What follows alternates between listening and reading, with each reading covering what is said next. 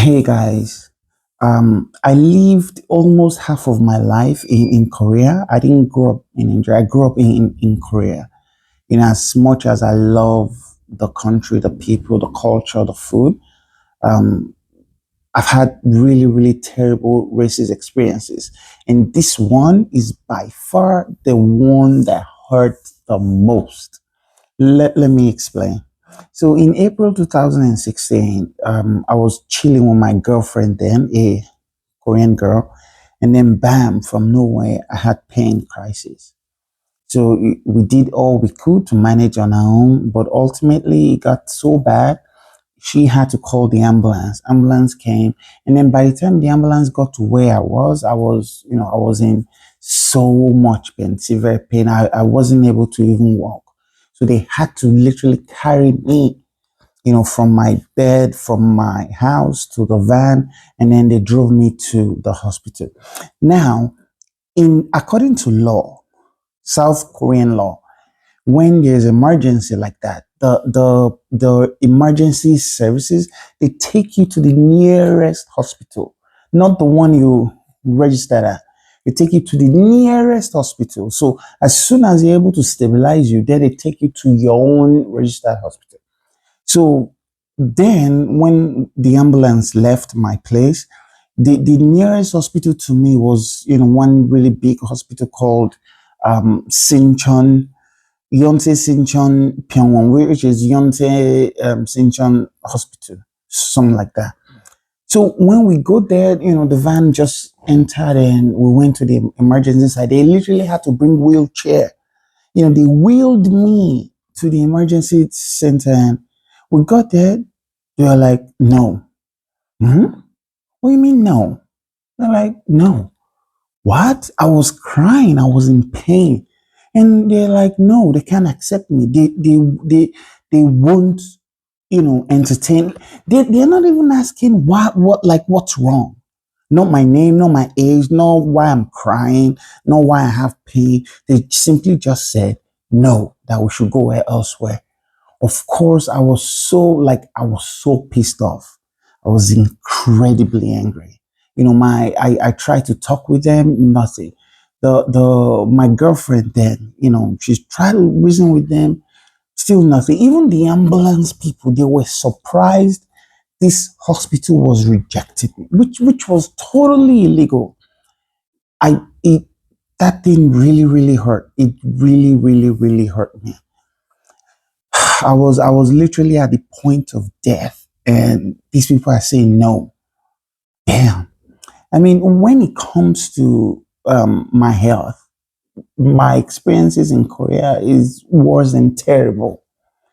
So but however, I still believe Korea is one of the best places to live. Like I said, I love the food, hospitality, the culture, the people. I love that so much. But when it came down to my health, as somebody living with sickle cell anemia, it's one of the worst experiences of my life. I remember in 2008, I went to Severance Hospital, Yonsei Severance Hospital, which is, one of the biggest and best hospital in Asia, not just in Korea. In Asia. And then I went there, I was talking to the doctor about sickle cell, and he was looking at me like, what are you talking about? What is sickle cell? I don't know what that is. You're in pain? Why are you in pain? Did you fall down? Did you break your leg? Did someone hurt you? This, and this man, a trained physician, a trained doctor, he had absolutely no idea what sickle cell was. I don't understand. He said, according to him, in that part of the world, they don't experience sickle cell. So he didn't know what sickle cell was. I remember the first few times I visited that hospital, I would tell him what to do. He would ask, okay, back home, when you have pain, what do you usually do? I'll say, okay, usually I take my blood, I take my PCV test to check the level of my blood. And then, I do like full blood count test to check for infection and white blood cell and all that. And then you have to administer this, administer. Like I told him how to treat me, told him what injection, what tablet. Like I did that. He was taking note. So basically, I went to the hospital, treated myself through him, and then I still paid him. But the worst thing of all of this is every time I went there, even in the hospital I'm registered in, Korean University Hospital, every time I went there, they'll do tests to see if I still had sickle cell every single goddamn time. You know, are they sick now? I'll come like in 2 weeks or next month in 1 month, and then they'll check again. Okay, do you still have sickle cell? I'm like, sickle cell is not something that goes and comes. It's not malaria. It's not flu. It's just there. I will always have it. They're like, no, no, no. We still have to check. It was so frustrating. It was incredibly infuriating. And the worst thing, they do all these tests. I have to pay for it.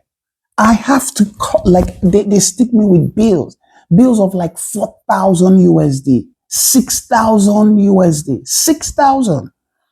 I think one time I got like 10,000 USD, $10,000 for hospital fees. How crazy is that?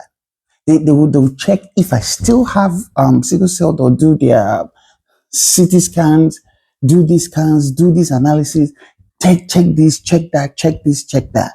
You know, if I say I have pain in my leg, they'll scan and want to see what's broken into my leg, even though I told them repeatedly this is due to sickle cell, and um, I get really, really emotional. I don't think I've ever talked about this publicly, but after that rejection, after those nurses and the doctor, after they rejected me, I vowed to never be helpless, never be in a situation as that one where I was completely helpless. So I vowed, I learned everything there is to learn about sickle cell. And even up till this day, I always make sure I have my medications with me everywhere I go, even up to this day. When I think about it, it's incredibly heartbreaking how they could do something like that. Someone at the point of death, you said no, no. That was wild, man, wild.